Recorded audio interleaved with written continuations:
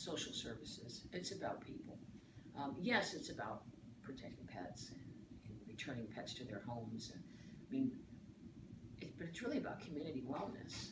Well, how we treat animals, and particularly companion animals, because you know we're a little hypocritical in our country, in our culture, the American culture, in that we'll move heaven and earth to protect companion animals, and then we wear and eat other animals, and they're kept in barbaric conditions that we would never do that to a dog, and then we criticize other cultures that consume dogs.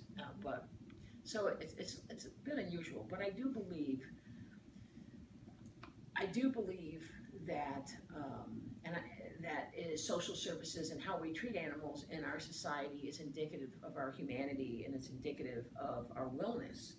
And I think that we need to start framing, talking about animal services as a social service and as wellness. Because where you find animal abuse, you find spouse abuse, you find child abuse, you find criminal activities, you find people that are really struggling in life. It could be quality of life. It could be, and it's not necessarily always low income. There's plenty of people that are middle income, I know that is shrinking, or wealthy that deal with domestic violence and that deal with quality of life issues or are living paycheck to paycheck. So I think to just assume it's the poor people that need the education and the help and the resources is inaccurate. So I think it goes across all of our segments of society. The one thing that does disproportionately affects people that struggle economically would probably be housing.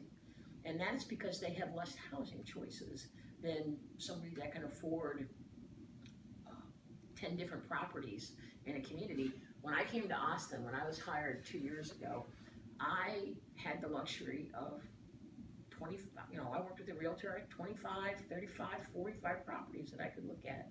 And we whittled it down because of pet restrictions, no pets, nothing over 35 pounds, arbitrary, non-science, non-factual breed restrictions. But if I was on a really limited income and had a young family and not a lot of discretionary income, there might have been like 2 places that I could afford. And if I can only afford 1 or 2 on the list and they don't take pets, then that pet ends up in a shelter and the city or the county is responsible for it. Right. What's unusual about housing, I think, in our country, is that municipalities are paying for it twice. They're paying for animals twice. And by that I mean we give developers breaks, tax breaks and incentives to develop properties, and we give them amazing incentives to come into our communities and build condominiums and townhomes and apartments and houses. And a lot of times they give money for parks and schools, and in some parts of the country it's called proffers. The one thing that we don't insist upon is not discriminating against people with pets. So they come in, and it happens in Austin. The Mueller community was the old airport. It was developed, and guess what? They have pit bull restrictions. So we gave breaks and incentives, and we made it attractive for them to develop, right? And it's beautiful. I have friends that live there.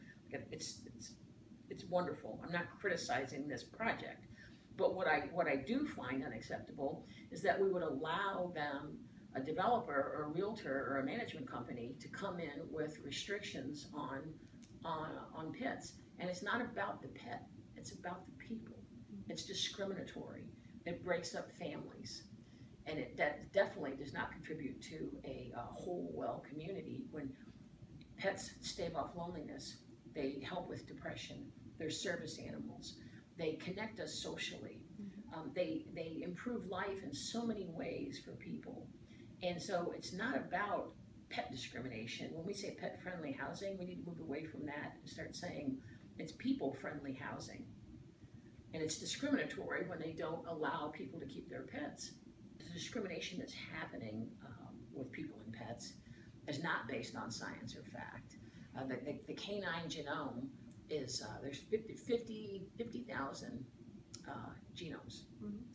Well, 0.25 have anything to do with appearance. And so we know that appearance has nothing to do with behavior, because think about all the other genes. All the the genomes, 50,000 of the canine genome, is about the neurological, the cognitive development, all the other parts of an animal. Think how complex they are, how complex we are.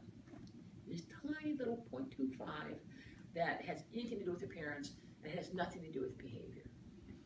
So the arbitrary restrictions that are being popped into leases, sometimes it's a long list of perceived breeds, not based on fact, because breed and behavior are not connected. If it was, people would be very, very wealthy if you could breed an animal with certainty that that animal would behave a certain way always. I had a retriever years ago that wouldn't retrieve, or that was afraid of guns and afraid of retrieving and didn't like water. And so going back to the point I was trying to make is that the arbitrary restrictions in leases, they're not based on science and fact. And then people will say, oh, well, it's liability. Well, no, it's not. Animal Farm Foundation has been doing work on this, and they've done research. And what they've found is there's no case law, there's no body of evidence to suggest that landlords are liable. You can sue anybody for anything, and you'll see a lot of settlements. And settlements don't necessarily indicate guilt or fault or liability. So what settlements indicate is it was cheaper to settle than to go to court. And they're saving thousands of dollars to just settle and pay somebody $500 for something, but that does not mean that they had any liability. And so it's dirty data, because the insurance companies